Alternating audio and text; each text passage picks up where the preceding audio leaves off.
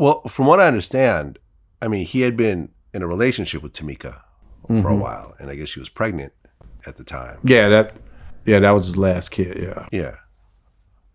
But they actually got married on his deathbed, from what I understand. I don't know if they signed the paperwork. Oh, I mean, they got married in the hospital. He was awake. That's what I'm saying. No, he wasn't out. But this was essentially the bed that he died in. Yeah, I mean, you could say that, but he was fully aware of everything. Okay. Yeah, he was in there. He was in Cedars for about a month. Aha. Yeah, at least 3 to 4 weeks, at least. You know, and I interviewed Lil Eazy. We spoke about that, and he said, you know, at the time, Tomica was almost like the only logical choice because his parents were too old, were not involved in his business at all, and there was really no one around that really understood the business that he could kind of hand over the company to. Yeah. So he chose Tomica. Yeah, you know what I mean? It's very touchy on what a lot of people feel, what happened at the hospital, where she come from, how she get this, how she got that. It's just like, a lot of gotta understand it's like this. It's one way or the other. You don't have things situated and set up.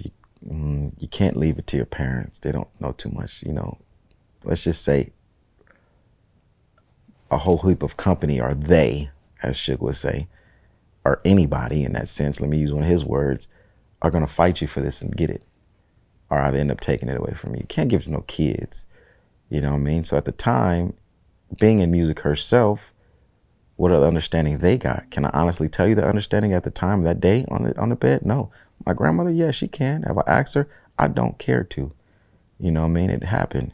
You know what I mean? I don't care to. And the times that I want to, I could. There's times that I can fish for certain things, but I have a knowledge to what the situation was going on at the time when he decided to say, hey, this is what we're going to do.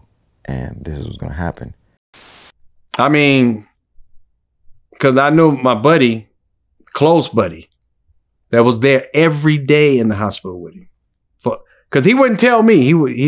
He told him, don't tell me he's in there. And he never told me. Me and him would shoot the movies, and after the movie, he'd go to the hospital. But I didn't know where he was going. Every day he was there talking to him. Every day. Really?